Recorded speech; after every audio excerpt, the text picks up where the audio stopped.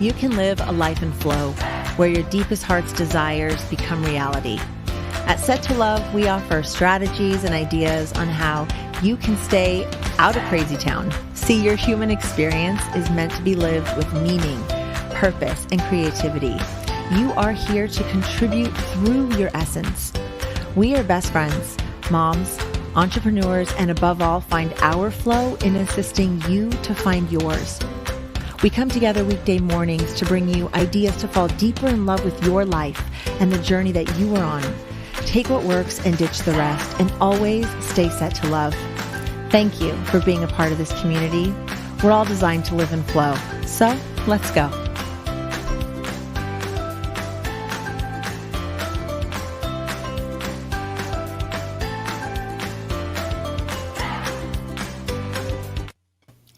Good morning, everyone. Welcome back to another episode of Set to Love. I am one of your hosts, Eva Payne, and today I have been anticipating this day for such a long time. We are going to be talking about flow and synchronicities, but before we do that, we're going to bring him on in, and my co-host, Shelly, with some beautiful music, because not only is he a physicist and a teacher and an author and a husband and a dad, but he's also a musician. Sky Nelson Isaacs, welcome to Set to Love.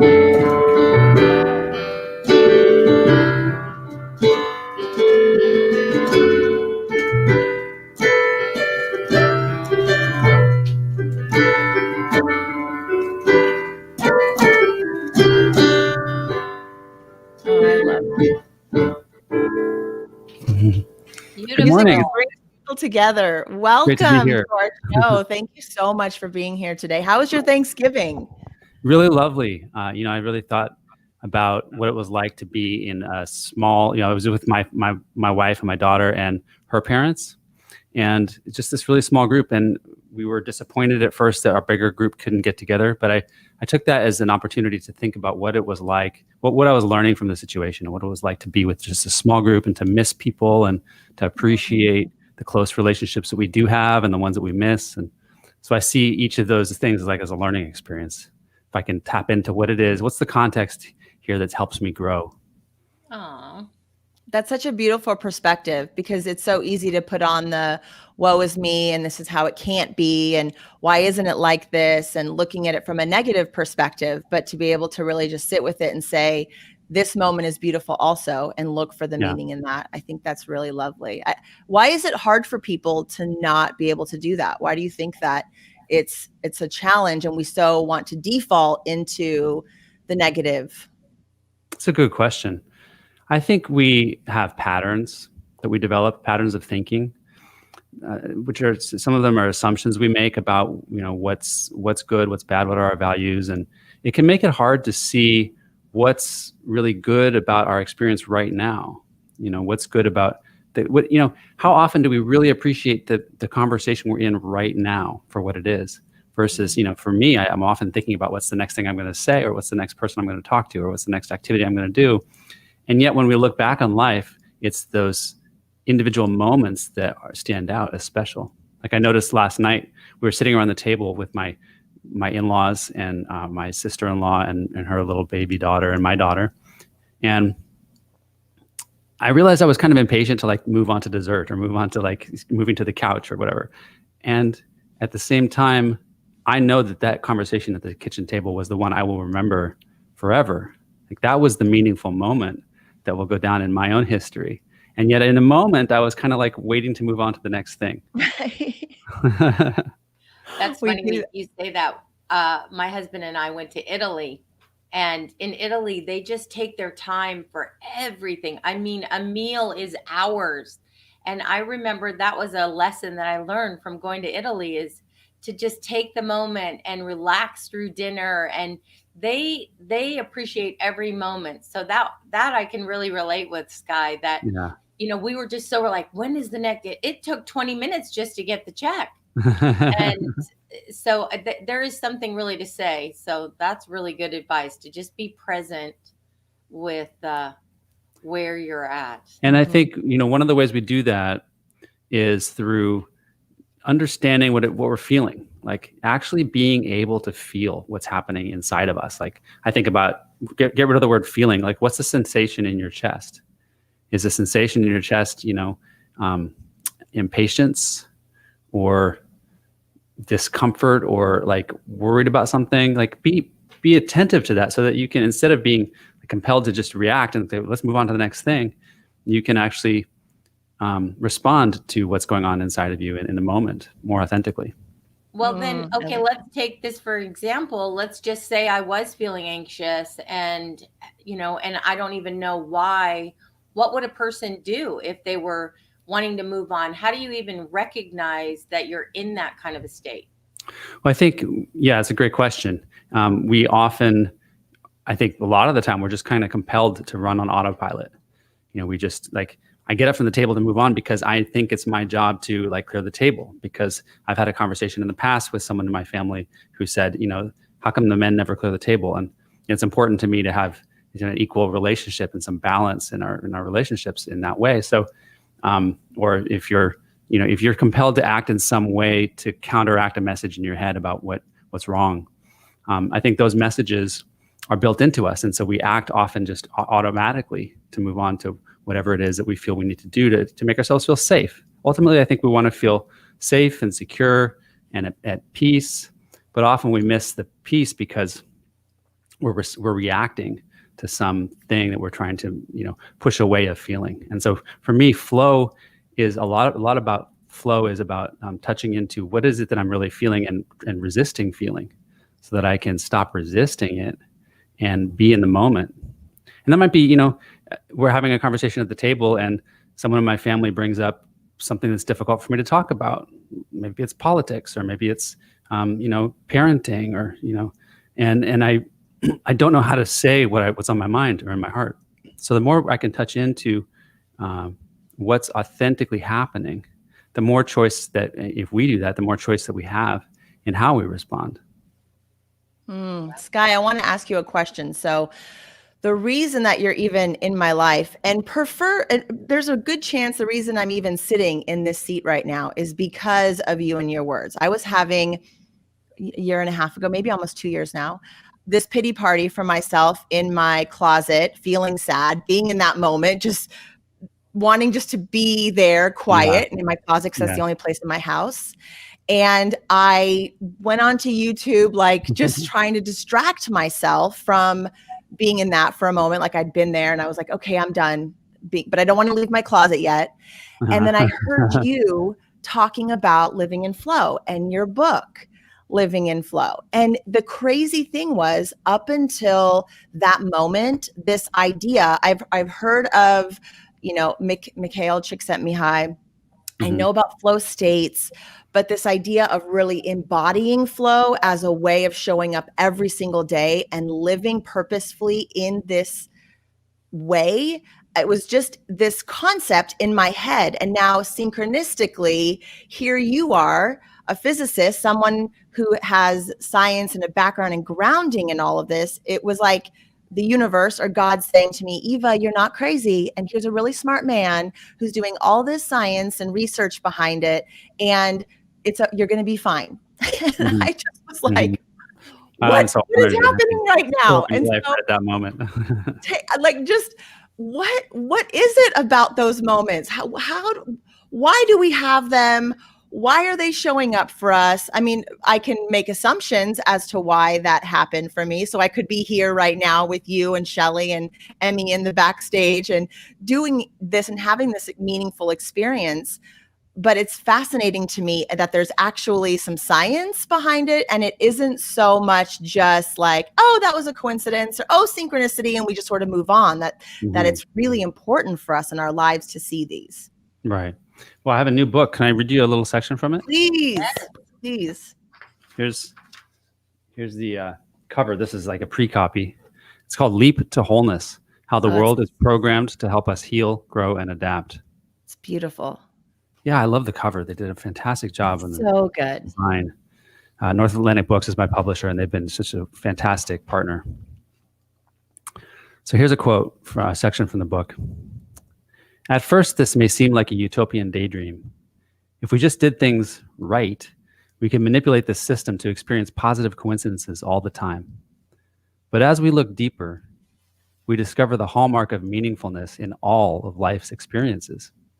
We start to recognize every event as synchronistic, even disruptions and misdirections, because we see ourselves within a larger context of growth and healing. If we hadn't lost our job, we would never have found that new job opportunity. If we hadn't had that experience of financial struggle, we would never have been able to successfully build our business. If we hadn't gotten sick, we would never have opened up to a new level of intimacy with our family members. To have reached the end of life and not found the job we really wanted, started the business we always knew we could, or had a deeper connection with those we love, this would be the real tragedy. In retrospect, we can often see the gossamer threads of a web linking many of our experiences together into a larger, meaningful tapestry. The disruptions are merely synchronicities leading us deeper into flow.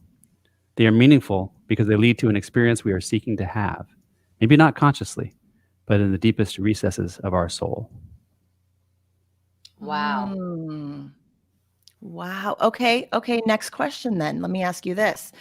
So I wrote this down thinking there's two, for me at least, that as I was thinking about this interview and what we're going to be asking you, I've had these moments where my intuition has said, do something, which led to this sort of synchronistic, well, I wouldn't even say meaningful, sometimes meaningful experience. For example, walking through Walmart, hearing that voice in my head say, give that lady your scarf after she complimented me on it. I gave it to her, random lady, gave her my scarf. And she was having a really, really difficult day with some really bad news.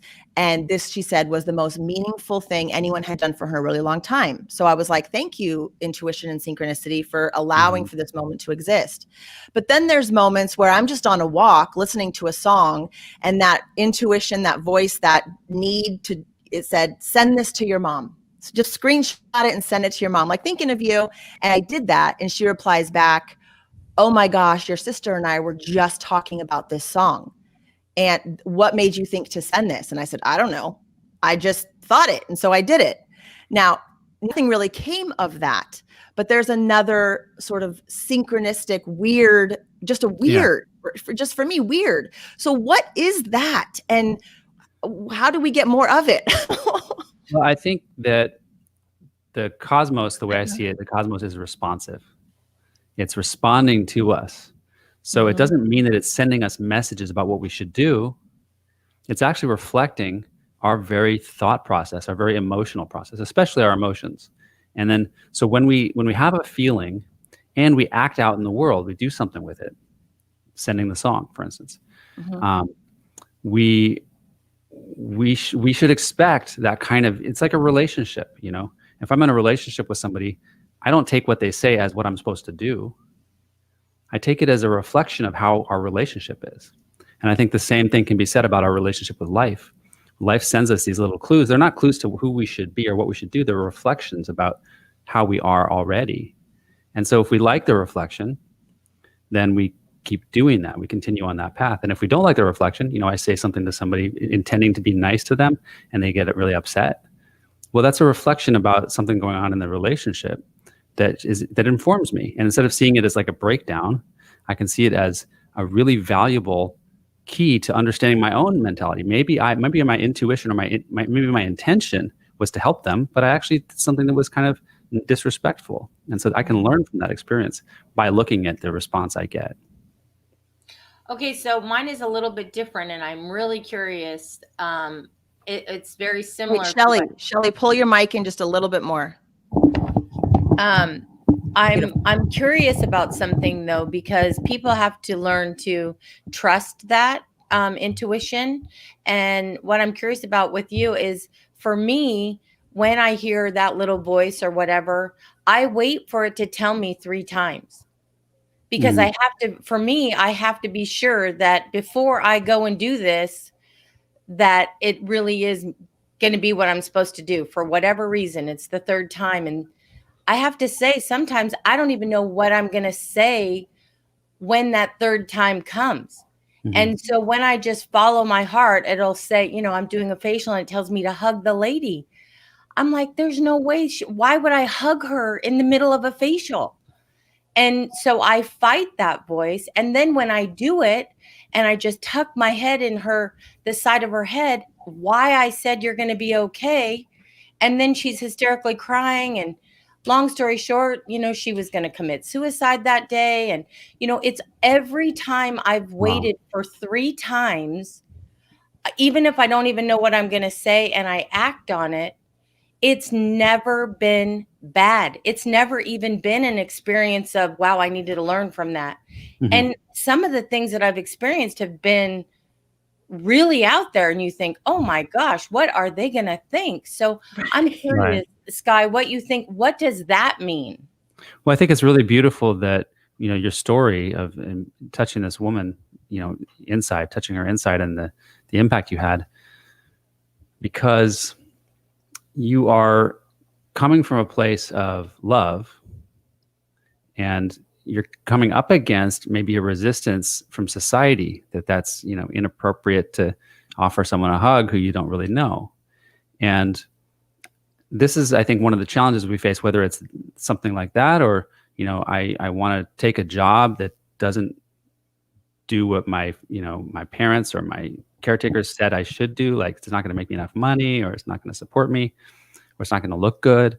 There's all sorts of choices that we make in life that come up against the messages in society. And those messages are really inside of us. They're patterns of thinking, like what's okay, what's not okay.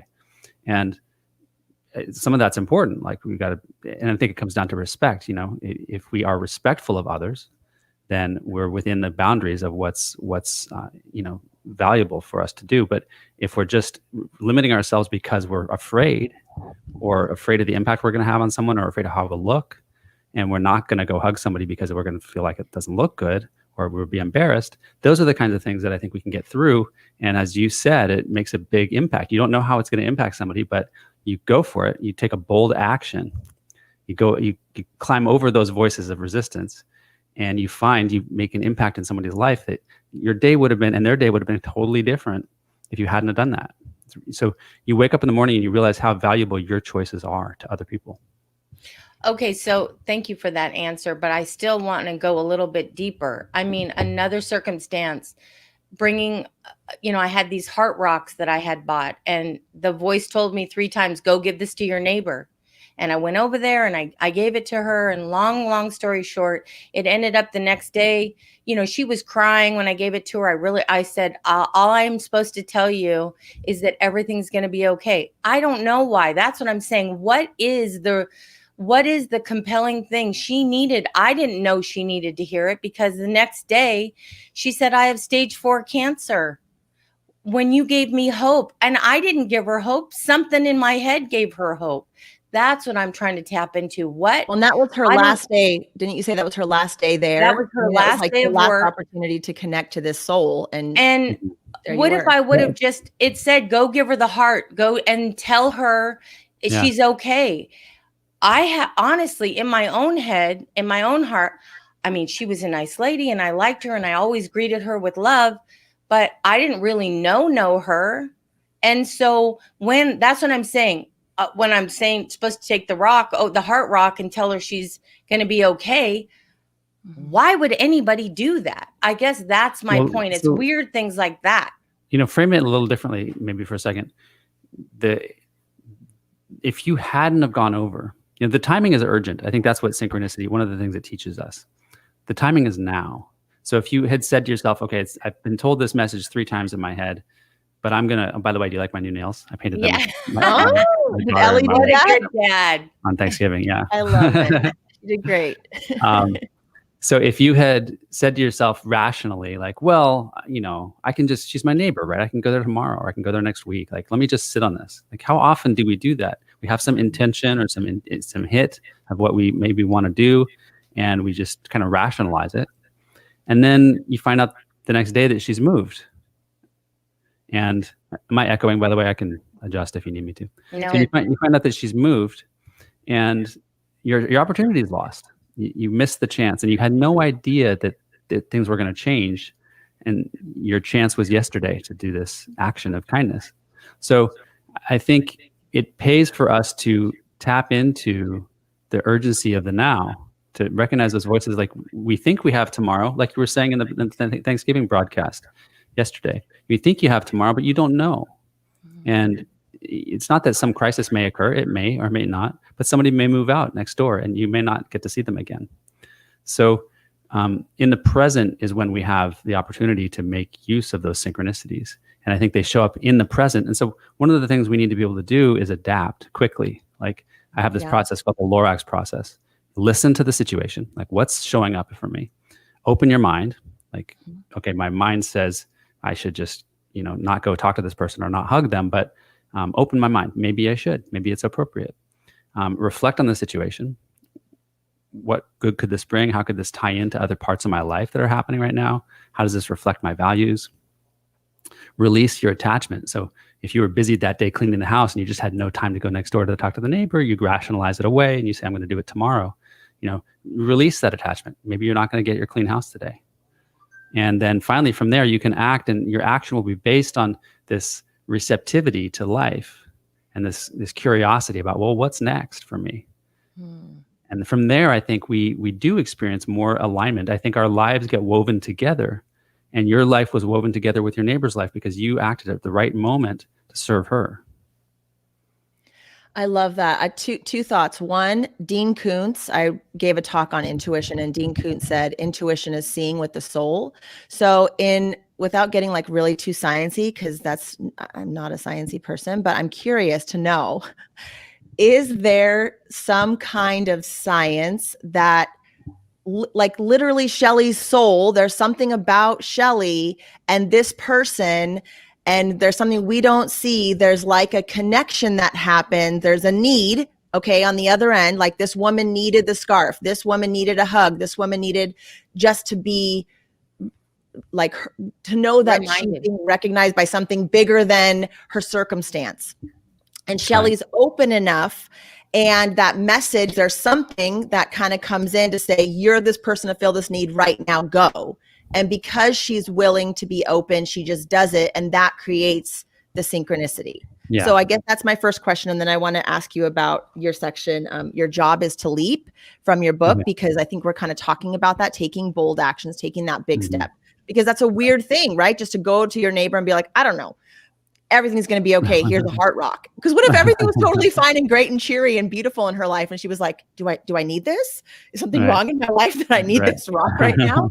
I mean, it could have been not that, but it was. So those are the kind of the two things is. Okay.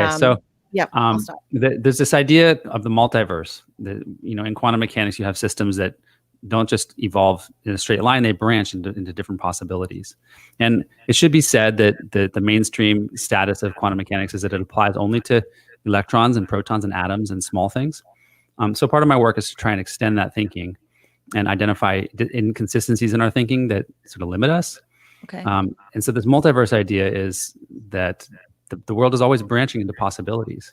So you're on one branch of this multiverse. And this is a valuable thing to keep in mind when you think about your future, because there's all these future branches based on choices that you will be making and also things that happen to you from the outside. And so on some of those branches, this neighbor is experiencing a hardship. And in fact, maybe in this case, on many of the branches, she's experiencing a hardship. And on some of the branches, she's not. And the way that I think about this is that we are not just stuck right now in the present. We're actually connected on like a timeline. We're connected to the future and the past. We're living like a movie. Our life is like a movie that branches. There's many possibilities, but it's still like a movie where we're actually living, not just stuck right now at 8 a.m. on Friday, but actually moving through time with some momentum, on some trajectory. And so what is that trajectory? Well, what does it lead to? What's on the future end of that trajectory? And if many of those branches involve your neighbor having a difficult experience, then the way I look at it is that those branches are like weighted down. They're heavier because there's a lot of them. And so there's this great likelihood that she's going to need some assistance, and or that your action will be impactful. So if you look then at the branch where you take an action and go talk to her, it has these very meaningful outcomes. On every one of those branches, there's this really meaningful impact that you have on her life that aligns with your values of being connected and sharing, good experiences with people in your life. And if you don't take that action, then you're on this branch where that doesn't happen and none of those values sort of come to be. So if we look at this from the perspective of which branches of this tree reflect my values, then this branch where you gave this stone, which you didn't realize was going to be impactful, it was impactful, and then it reflected your value to be connected and serve other people. Wow. Okay, can I read this little section, and can we chat about this little section? Okay, so this was the story of Matt, who went river rafting, jumped off the cliff into the water, and you said, jumping off the rock is a metaphor for taking bold action in the world. We might feel held back by fear of the outcome, but we can trust that the flow of the river will take us around the rocks, and that the flow of life will carry us through various circumstances. We may sometimes hold ourselves back because we're afraid there is no way we could be successful. Super powerful. Like just that taking those bold actions, whether it's for some dream that you have or having a tough conversation or doing something random because you sense it, you feel it, you hear a voice or whatever. How does that connect to your work? How does that connect to flow and synchronicity? So Matt's story was that he was on a rafting trip and they were taking a break for lunch, and there was this rock that people were jumping off of into the water. And so Matt looks at it and says, I'm not going to do that. There's all these rocks down there that you can sort of get swept into. And the river guide said, your job is to leap, because there's a current in that part of the river that steers you away from the rocks. So it looks like you're going to land on the water and get stuck to the rocks, but it doesn't happen. The current leads you away. Wow. So your job is to leap. And that's the metaphor here in our lives, that we don't, what is it that stops us from leaping? It's often the things we're worried about, right? The fear of what's going to go wrong. And it's really important in my work to emphasize things do go wrong. That's not the point. When things go wrong, when we are in flow, when we're responding rather than reacting, when we notice what our inner emotions are that are maybe leading us off track because they're leading us to be defensive with somebody or snippy or reactive, by being sort of more managing and in control of those inner states so that we can respond in an appropriate way to the outer situation, we naturally find both the tools inside and the experiences outside that lead us away from the rocks. So if you're going to have a seminar and you're all set up to go, and someone, you've done something wrong, you're afraid of doing something wrong, just getting the scheduling wrong or getting the website wrong or whatever. In some sense, you can trust that somebody's going to come to you and point out the mistakes that you made ahead of time. Like there's going to be some way that the information will get to you to help you self-correct in time. And so when you're thinking about what you want to create in your life, rather than getting caught up in what could go wrong, trust that you're going to get the necessary guidance when you need it. And your job is to leap, take that first step, and do the things that you need to do that are within your power to start that process. Wow, that really just hit home. That's pretty powerful what you just said, Sky. Seriously, a light bulb moment. You said here at the conclusion of that section, by letting go of the preconceived beliefs, we loosen the cycle of entrenchment and we feel more free to leap into life when the right opportunities arise. And when you say beliefs, what encompasses beliefs for you? Oh boy, it's so deep. Beliefs are patterns. By letting go of preconceived beliefs. Okay, what does that mean? That means my new book is really about this. It's about the patterns we develop in behavior and in emotion and thinking that, I grew up eating vegetarian, and so I learned, I deeply valued, being thoughtful about what I eat and not impacting the earth. But then I end up in a relationship with someone who's not that way. And do I end up coming off judgmental? Like my pattern of belief is to sort of fight for this one thing, to be vegetarian. But then I actually might cause angst and conflict with somebody else who doesn't have that same value. And instead of being able to bring them along to my value or come along to their value, I just stick with my value. So there's this belief that that's the right thing to do. And we're all really caught up in our beliefs to some extent, whether they're right or wrong, whether the values are good or bad, we're caught up in them. And so beliefs are these things that keep us stuck in a path. And the more we can open up to see those, the more freedom we have to actually understand and connect with other people. So basically what you're saying is hold space for different opinions, and then is that what you're saying? Like be open-minded and broaden your way of thinking, meaning like being open to learn about what someone else thinks or Yeah. feels. And Yeah. So there's this great scene that comes to mind a lot for me in the first Star Wars movie, 1980 release movie, where they're in the bar, the famous bar scene with Han Solo and Chewbacca, and Luke first meets Han Solo there. And what I love about that scene is it's a crazy bar. It's like all parts of the galaxy meet there. People from all different walks of life. It's violent and it's terrible, but there's a sense that it's collective. Like everyone is on their own journey. And I think that everyone's on their own journey here too. And when we get caught up in our values, whether it's about environmentalism or about something in politics or about what it means to be a good person, everyone's on their own journey, and there are other versions of that for other people. No matter how clear we are that our values are the right ones because we've picked them up, we believe them, there's somebody out there who believes something different who we respect or we could respect. And so how do we make sense of that information? There are people out there who we respect that believe different things than us. It must say something about the pliability of belief. I totally agree with that. I mean, my acronym for love is live open, value everything. Like truly just be open. And whenever I hear someone's story and I just go, they're on their own journey, or like if I see one of my kiddos and they're making some choice and it's like, it's not going to lead to some terrible, terrible outcome. I just go, they're on their own journey. It's for them to live and learn and experience and grow and evolve from that thing. I'm not here to change it, fix it, make it what I think it needs to be. So I think that's really beautiful. Just letting each person be on their journey. And if that means having this set belief system and that's their journey is to experience life with a set belief system, I'm like, I don't know, that's their journey. But I prefer to be more open because when it comes to things like choosing your career, so let's just chat about that for a second. Cause I think you wrote somewhere talking about following the flow of a career path. So like we have a lot of young people who Shelly and I work with. And so when deciding how to find that flow in your career, find that flow with that thing that you want to do in your life, what advice would you give to someone, or how would you sort of pave that path for them? How do we decide which branches to even, let's say I'm really super open-minded. Okay. And I just want something meaningful. Sky, what do I do? That's a great question.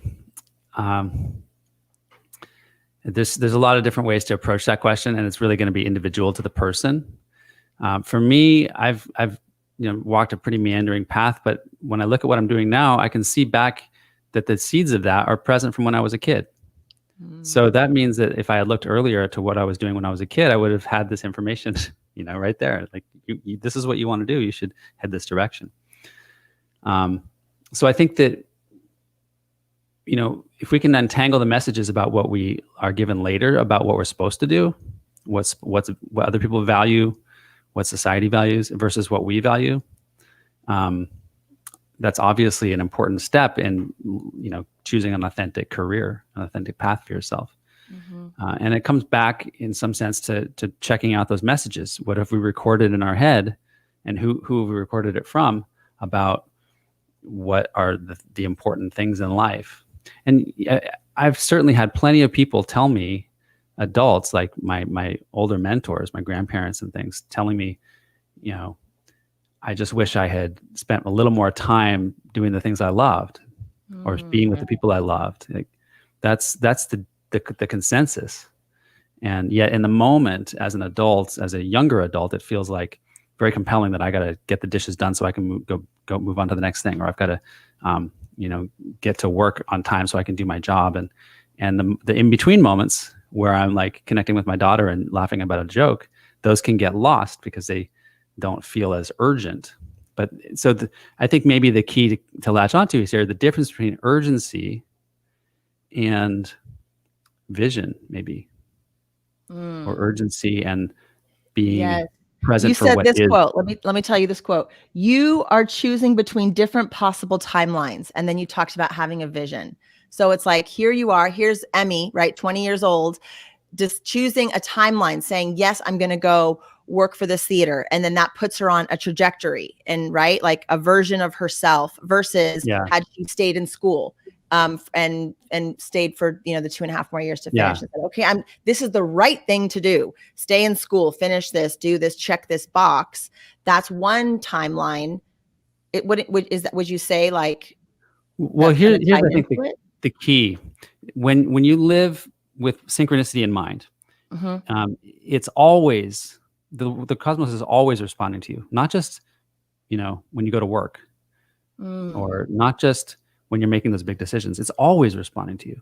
So if you want to be who you want to be, then you need to be that all the time. It's about choosing who you want to be all the time and being that versus, it's what you do in your spare time. When you have a spare hour, when you're not caught up in all the things that you have to do, what do you spend that time doing? Do you spend it reading a book about what you really want to be doing with your life, or learning from somebody else in the field, or creating a piece of art if that's what you want to be doing? Well, that reminds me of our guest from last week. Wait. Let me just say this one point, and you can ask your question. Sophia, she coached an Olympic figure skater who got the silver medal. And she said to her, or then she met this guy who ended up becoming this really great figure skater and didn't have was able to handle the stress and pressure of being on the ice, where the woman that she coached was like failing at that pressure point. And she said the difference was when he was 9 years old, he kept saying to himself, I am the king of the ice. And he just embodied that every day. I am the king of the ice. I am the king of the ice. And he just transformed into that. And that's what's so interesting is I hear you saying that, like, what is your vision? Who do you want to be? Whether it's the king of the ice or who knows, anything else, but just embodying that every day. What does that mean to be that person? Is that what you're saying? Yeah. Don't wait around for the world to reflect that it's okay for you to be that. Don't wait around for the opportunity to be that, to be in that career. Create that career for yourself right now in the way that you think, the way that you feel, the choices that you make. My question still applies to what we're talking about, and that is, what if you're a person who really doesn't know? You haven't evolved in a way of, you haven't even connected with yourself or given yourself the permission to say, what do I like? What, where am I going with my life? You pretty much have been on autopilot. Well, I my parents maybe think I'm supposed to go this way. And so you just keep on going through life. And then you're 30 years old and you say, gosh, I don't really know what I want to be. I don't even know what I like in this for someone, because this is what this show is about. How can we help someone who is completely lost to tap into some of this, to trust? That's so important, because most of us are lost. How do we create the world we want to create? Some of us have things together in some areas, but basically we're all lost on this journey trying to figure out how we create a world that works for everybody. And I think that the key is that wherever we're at, life is going to show up to help us, to guide us, not help us get what we want necessarily, but help us understand who we are and get to the next step in our journey, on our quests. And so, like, for instance, I had this job where I was working in an office, and I'd been there for 6 years. And I knew that I wanted to do more writing and teaching of this kind. But I was in the car one day on the way home, and I'm thinking to myself, well, should I quit my job and should I go do this other work and find places to speak? And I decided in that car ride that no, I don't have to, because I've got free time in my schedule. I can still do those things. I can still kind of pursue writing and things while I'm at my job. Well, a week later, life shifted and things happened at my work where I actually got a promotion. Was very surprised to have this happen. And so this is like a good thing, right? I got a promotion, but it wasn't actually where I intended to go. So because I didn't act on my actual intention, life gave me a different opportunity. And fast forward a year later, I did that work. I was working 60 hours a week. I was busy. I was really enjoying it, but totally exhausted and really realizing I wasn't heading in the direction I wanted to go. It took me that full year of doing this other work to realize what I had to do in myself. So I think life will send us on journeys, and the more aligned, the more out of alignment we are, the more the journey will help us get back into alignment. And at that point, I decided to quit my job and go back to grad school. And that was a really good decision for me. And I could have made it a year earlier, but I didn't know how to. So looking for how is life showing up? What are the opportunities available to you right now? And how do you really pick the ones that align with your values? And if you're not quite sure what those values are, just do the best you can and try to learn from each experience about what's working for you and what you might want to do next time. It's a long journey. Why does life care? Like, why isn't it just like experiences go? Why does life want to bring more enriching experiences or have these synchronicities and have this meaning? Like, why is it even designed or set up like this for us to connect in these weird ways with other people that we may not even know? What is all this about? Well, I think that's a great question. And I don't like thinking about it like, anthropomorphizing it, like, there's this being out there that wants us to do well. I think of it like the cosmos is a reflection of us. We are the source of everything that's happening to us. And the world doesn't exist separate from our experience of the world. Those are the same thing. We experience life, and it's through us that experience happens, that life happens. So that's my view of it. And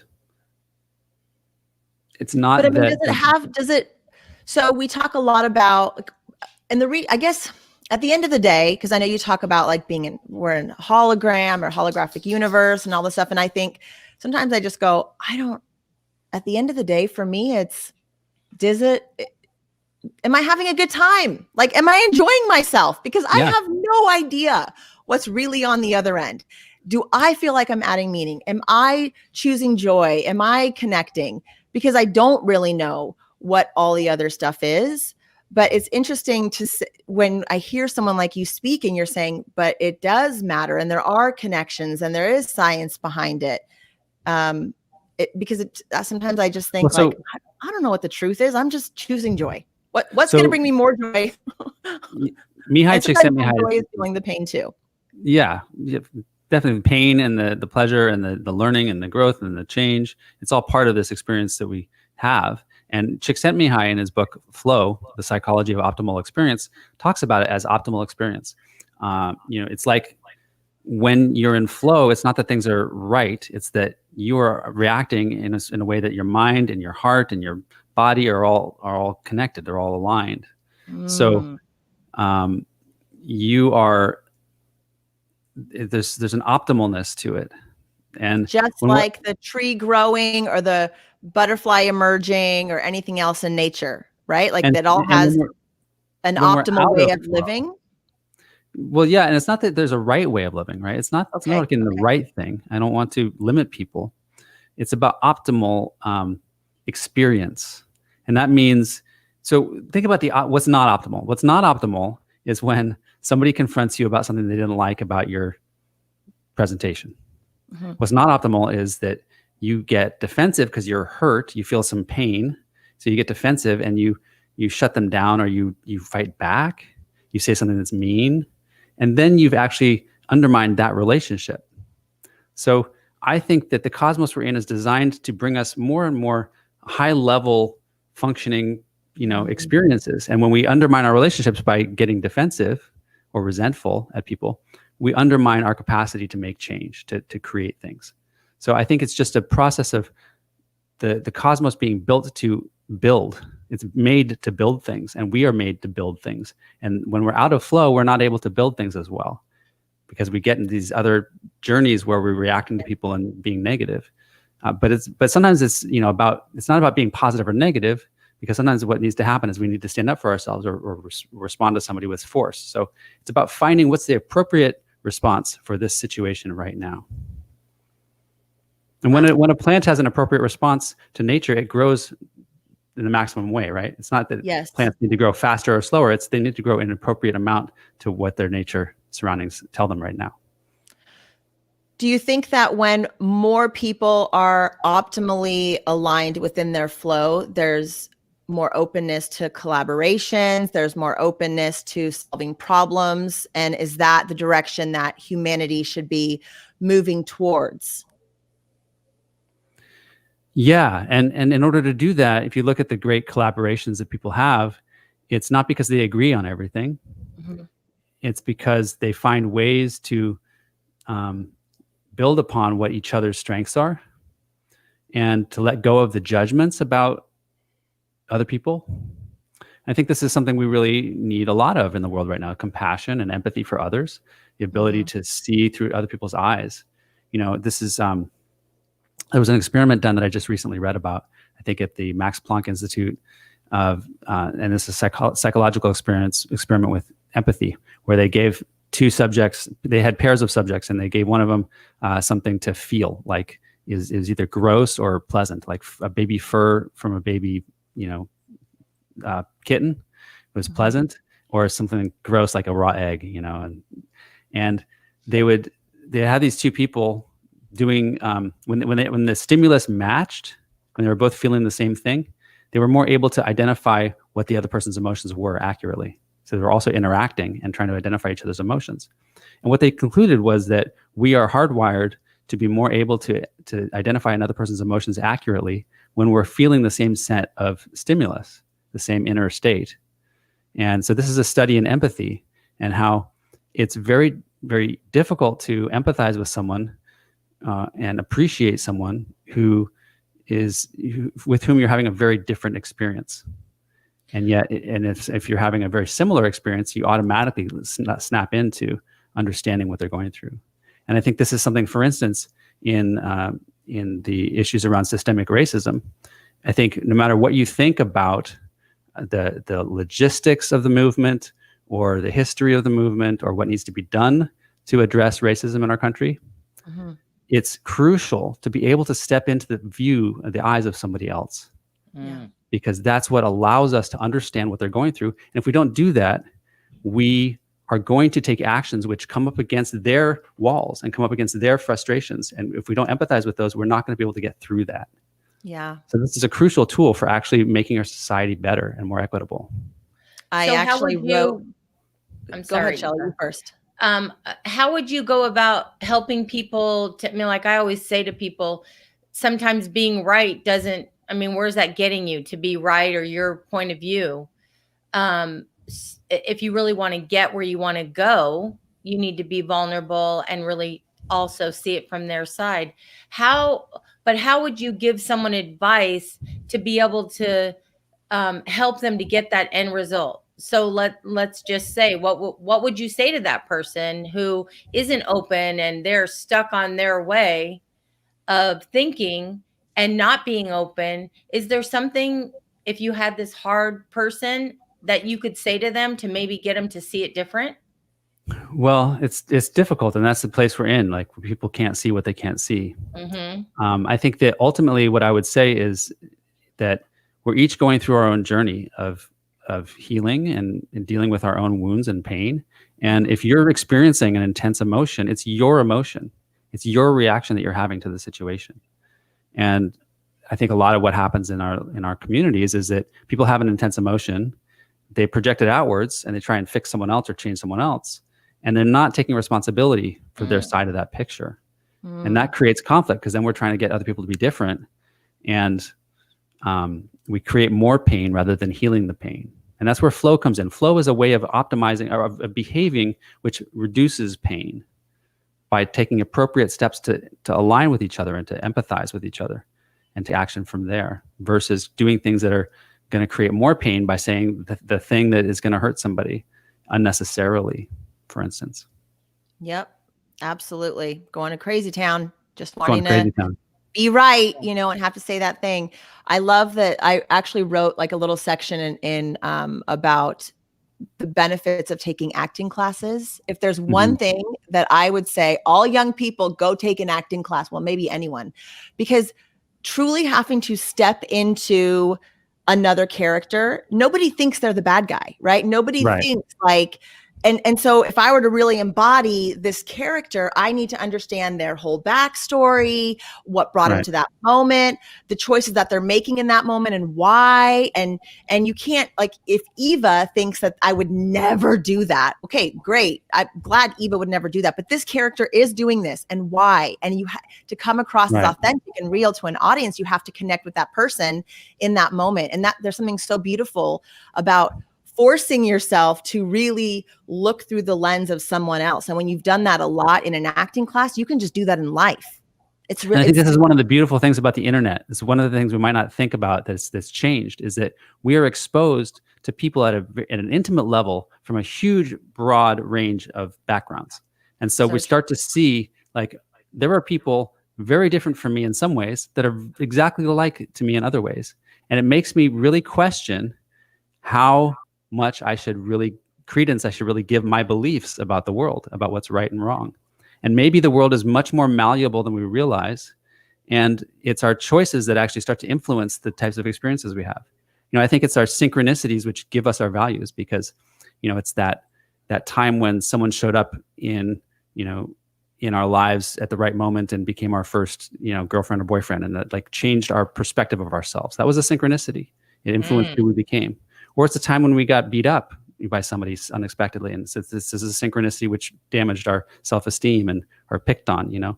All of these experiences that made us who we are happened at a certain time and place that can be described through this lens of synchronicity. How did they guide us to be who we are today? And how can we backtrack a little bit from those to look back and say, without that experience, how would I see the world? And how could that help me see through someone else's eyes who has had different experiences? Mm-hmm.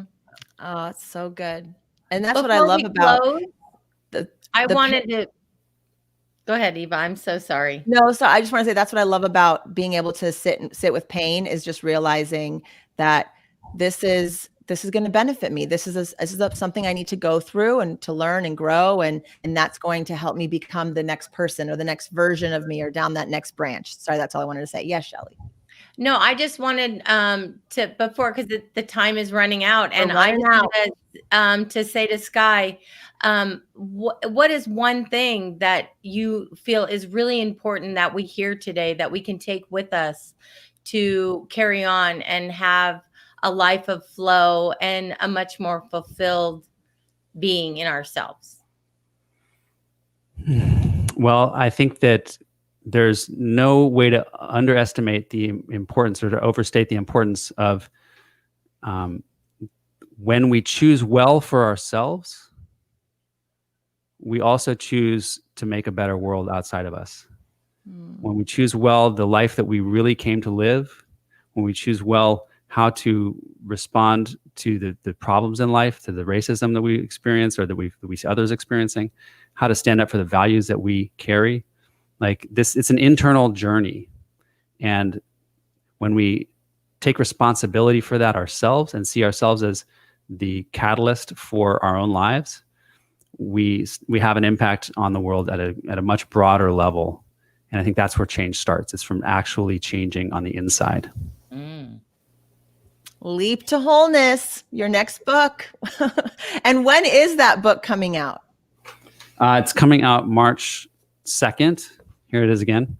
Yay. And you can find here's it the other one. Wait, keep holding yours up. And here's this one. Look at how beautiful these books are. Beautiful. Yeah.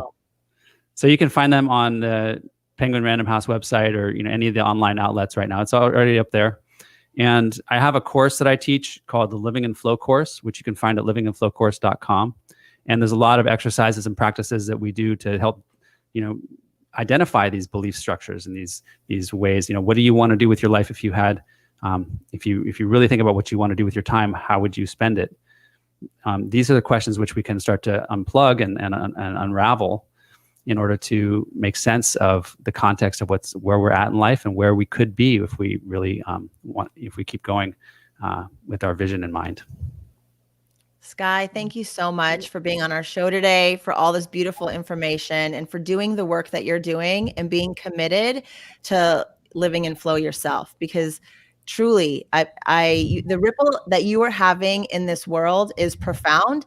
And even if it's, and I know it's not just me as one person that it's had a profound impact on. And so I know the circle of influence that I'm able to now influence because of you and all the other people that you have touched. Truly, it's a blessing and an honor to know you. Thank you for being my friend, and thank you for being on our show today.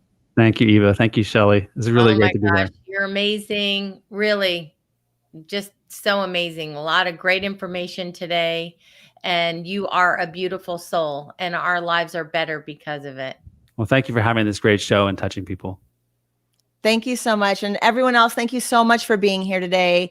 We appreciate you. We love you.